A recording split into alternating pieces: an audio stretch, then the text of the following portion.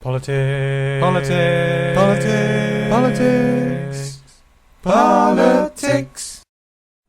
What is veganism?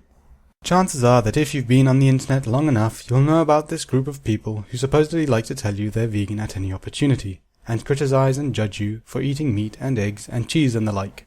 Let's just take a step back from being annoyed that they may want to take away some of your favorite food and try to figure out what they're really on about. Let's start with some categorization to help things along. Going from people with less to more limited diets, you've got your meat eaters / omnivores who eat anything edible. Then you've got your pescatarians who avoid meaty meats but not fish meat. These guys are followed by vegetarians who avoid eating any animals, then vegans who avoid anything coming from animals like dairy, eggs and honey. Looking back at history, vegetarianism seems to have been around for a really long time, being especially popular for Buddhist monks, although the term seems to have popped up in the United States and the United Kingdom in the 19th century, with various groups thinking the diet was a magical cure-all.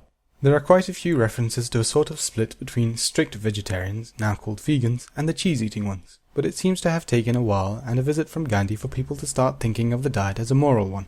Not long after the Vegan Society Foundation in 1944, with worse names than vegan thankfully forgotten, the idea started that animal products shouldn't just be avoided in food but in everyday life. This caused yet another schism, with dietary vegans just not eating animal products, and ethical vegans avoiding things like leather and wool.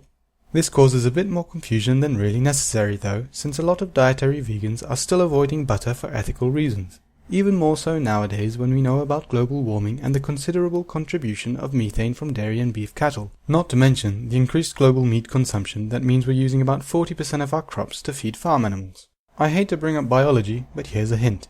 This is not efficient. I digress. But what does this have to do with politics? Well, sticking with the whole idea of politics being ethics applied to society, it definitely seems like believing people shouldn't eat certain things is an ethical problem applied to them. Simple.